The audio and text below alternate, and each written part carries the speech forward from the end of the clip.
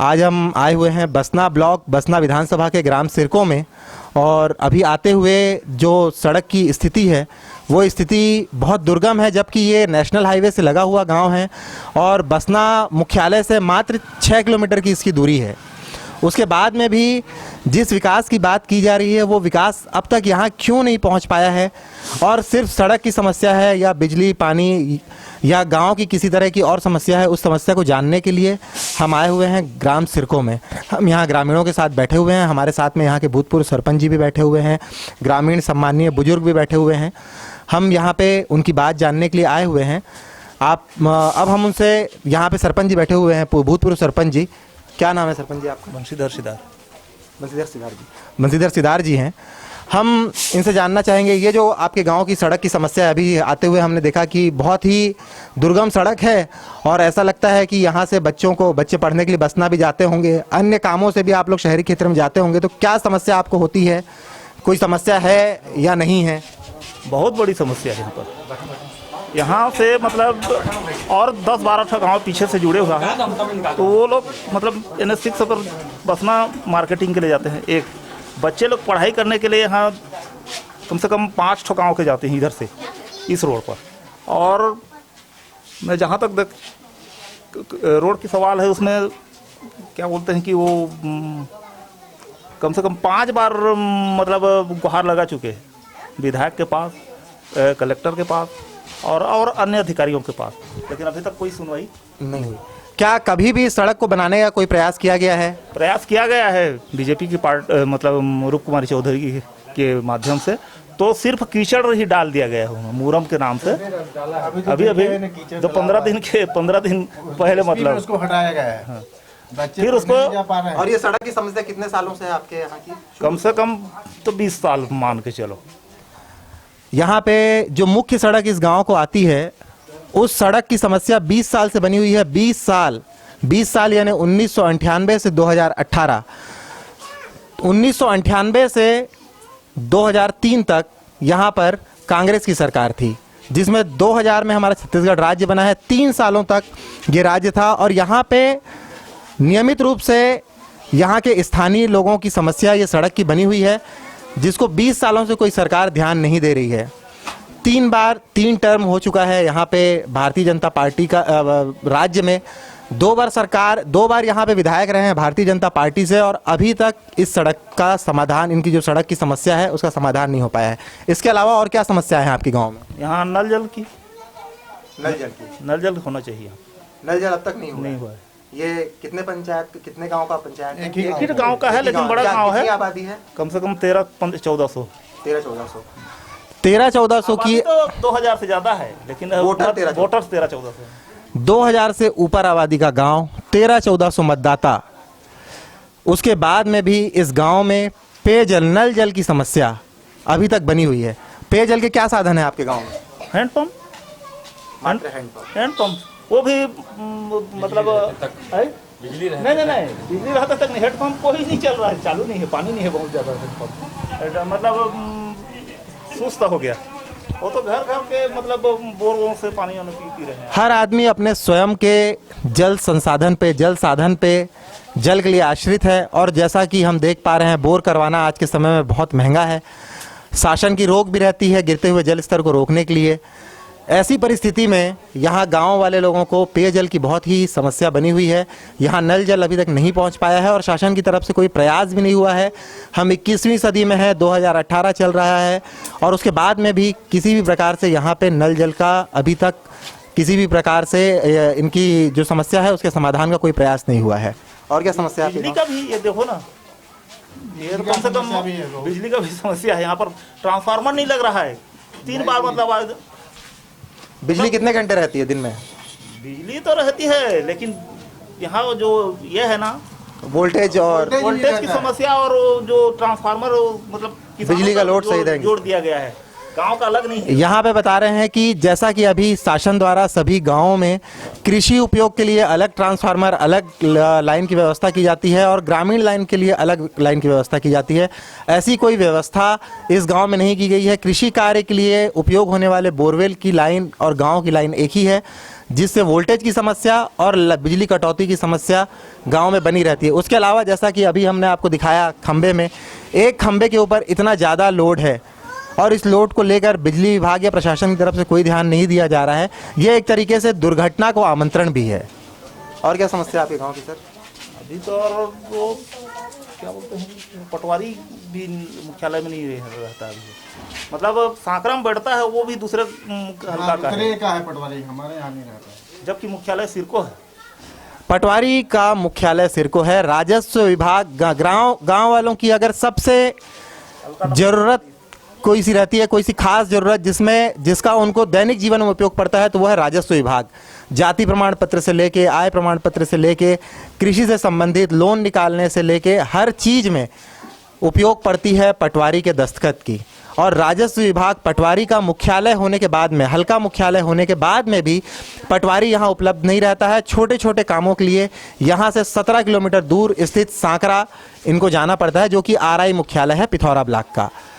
आप समझ सकते हैं कि यहाँ के ग्रामीण किस तरह की समस्या के बीच में रहते हैं। यहाँ की सड़क अच्छी नहीं है, पटवारी यहाँ पे बैठते नहीं हैं, और जो पटवारी इस पंचायत के लिए नियुक्त हैं वो भी दूसरी पंचायत के हैं, दूसरे हलके के हैं, और यहाँ के का पदभार लिए हुए हैं। कितने समय से है ये समस्या?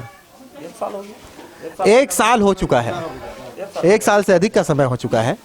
और इसके अलावा यहाँ पे जिस तरीके से आप देख रहे हैं, हम अभी यहाँ पे आए हैं, ग्रामीणों के बीच बैठे हुए हैं, और कुछ ही समय में हमारे को सड़क, पानी, बिजली, जो कि मूलभूत है, ज़मीन, लगभग हर चीज़ से संबंधित समस्याएं यहाँ नज़र आ रही हैं। और क्या कुछ बड़ी समस्या आपके गांव की? बड़ी समस्या में चिकित्सक नियमित रूप से आता है, नर्स वगैरह की पोस्टिंग है? वो कृषि पहाड़ है मुख्य, ये उप स्वास्थ्य केंद्र वैसे ठीक है। वैसे स्वास्थ्य, चलिए, अभी तक आने के बाद एक चीज़ अच्छी सुनने में आई है कि यहाँ पे स्वास्थ्य संबंधी किसी तरह की कोई शिकायत नहीं है। खुर्सी पहाड़ इनका स्वास्थ्य मुख्यालय है स्वास्थ्य सेवाओं की दृष्टि से, और वहाँ पे सही ढंग से इनको सुविधा मिलती रहती है। शौचालय वगैरह आपके गांव में सब बना है? अभी जो चल रहा था लगभग सब प्रधानमंत्री आवास के अंतर्गत जो घर वगैरह बन रहे हैं, हाँ बन रहे हैं, राशि सही ढंग से आ रही है? हाँ। चलिए, कुछ चीज़ों का, जैसे केंद्र से संचालित जो योजनाएं हैं, चाहे वो स्वास्थ्य की हो या आपका प्रधानमंत्री आवास की हो, उनका संचालन यहाँ पे सही ढंग से किया जा रहा है। लेकिन उसके अलावा जो मूलभूत आवश्यकताएं हैं जिनका दैनिक जीवन में उपयोग होता है, राजस्व से संबंधित पटवारी की समस्या, सड़क की समस्या, नल जल की समस्या और बिजली की समस्या, इस गांव की प्रमुख समस्याएं हैं। ग्रामीण है, क्या शुभ नाम बताए सर आपका? वैसे मेरा नाम रामकृष्ण बाग है। रामकृष्ण बाग जी, यहाँ पे एक बहुत ही अच्छी चीज़ सुनने में आ रही है कि लगातार 1962 में इन्होंने बताया, बहुत अच्छी मेमोरी है इनकी, इन्होंने बताया कि 1962 के अधिवेशन में जवाहरलाल नेहरू जब भारत के प्रधानमंत्री थे, वो रायपुर आए हुए थे। उतने टाइम हरिजन हॉस्टल का उद्घाटन हुआ था रायपुर में। तब जी तब उन्होंने वहाँ पे घोषणा की थी कि हर गांव में पहुँच मार्ग, पुल, पुलिया, सारी चीज़ें कंप्लीट होनी चाहिए। और तब से लेके इतना लंबा समय यहाँ बीत गया है, अब तक नहीं हो पाया है। अब यहाँ पर हम एक ग्रामीणों से जानना चाहेंगे, यहाँ पे युवा भी हैं, बुजुर्ग भी हैं, सब है। हम इनसे एक चीज़ जानना चाहेंगे कि एक नोटा का विकल्प आया है, क्या आप लोग नोटा के विकल्प के बारे में जानते हैं? चुनाव आयोग ने एक नोटा का विकल्प दिया है, नॉन ऑफ द अबव, जिसका मतलब होता है इनमें से कोई नहीं। जब हम देख रहे हैं कि हमारी आज़ादी को 65 वर्ष और ये 5 साल 70 साल होने को 71 साल, ये 71वां, अभी 71वां हो जाएगा।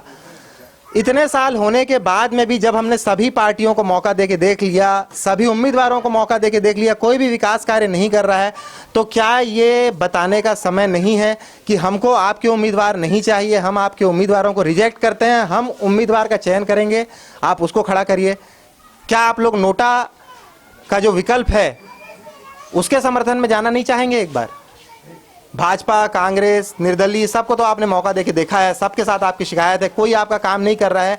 तो क्यों ना ये बताया जाए कि आप कोई हमारे लिए काम नहीं कर रहे हैं, हमने आप सबको मौका देके देख लिया है, और इस बार हम इसमें से कोई नहीं का विकल्प चुनना चाहते हैं। जब तक आप सही व्यक्ति का चुनाव नहीं करेंगे, तब तक हम मतदान नहीं करेंगे, तब तक हम नोटा को चुनाव वोट देते रहेंगे। क्या ऐसा हो सकता है? वोट बहिष्कार होगा इस साल, मतलब होगा, चाहे रोड जाम हो जाए, वोट बहिष्कार होगा पूरा। हमारे यहाँ से 18 गाँव का ये फैसला कर चुके हैं।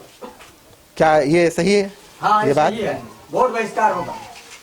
यहाँ पे अभी जो एक बात सुनने को आ रही है कि 18 गांव जो इस सड़क से जुड़े हुए हैं, जो इस सड़क की दुर्दशा से प्रभावित हो रहे हैं, जिन्होंने पिछले 71 साल से अपने आप को ठगा हुआ महसूस किया है, इस बार उन्होंने मतदान बहिष्कार का फैसला लिया है। 18 गांव की आबादी, आप सोच सकते हैं भारत का एक बड़ा तबका अभी भी पहुंच विहीन है, अभी भी सुविधा विहीन है, अभी भी भारत की एक बड़ी आबादी इस चीज़ के लिए मजबूर है कि वो मतदान का बहिष्कार करे। मतदान लोकतंत्र का सबसे बड़ा हथियार, चुनाव लोकतंत्र का सबसे बड़ा त्यौहार, उसके बहिष्कार की यहाँ पे बात हो रही है। तो आप समझ सकते हैं कि हमारे राजनेताओं ने, हमारी राजनीतिक पार्टियों ने किस तरीके से अपना राजनीतिक हित साधा है और आज तक हमारे क्षेत्र को, हमारे देश को, हमारे राज्य को अब तक पिछड़ा हुआ बना रहने का क्या कारण है, आप जान सकते हैं।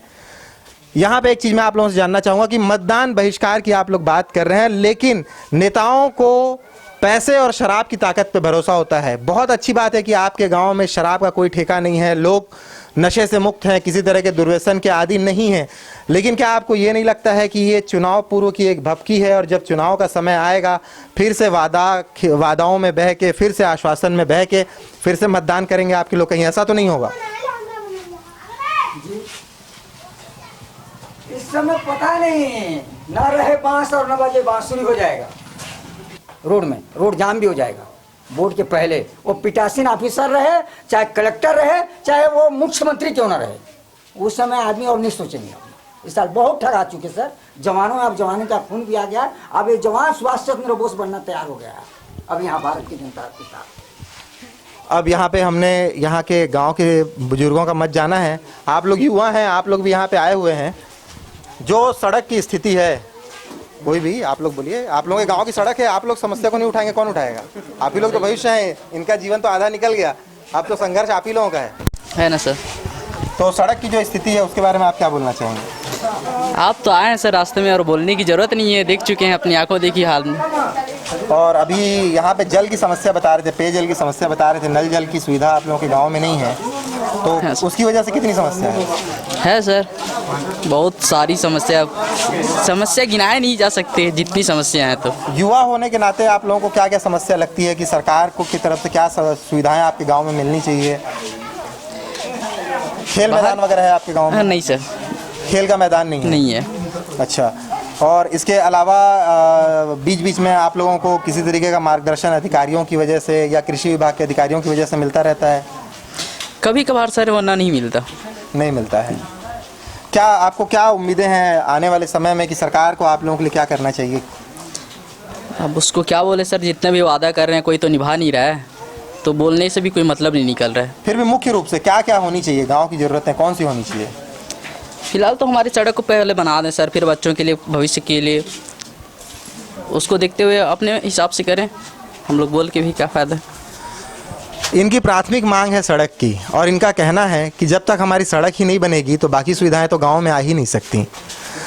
तो अब देखते हैं, इस चीज़ को लेके हम जनप्रतिनिधियों के बीच में जाएंगे जो यहाँ का प्रतिनिधित्व करते हैं, सरकारी अधिकारियों से भी हम जानना चाहेंगे उनका पक्ष कि क्यों अब तक बसना से लगा हुआ, नगर से लगा हुआ 6 किलोमीटर की दूरी में स्थित, नेशनल हाईवे से 4 किलोमीटर की दूरी में स्थित इस गांव में अब तक सड़क क्यों नहीं पहुंच पाई है।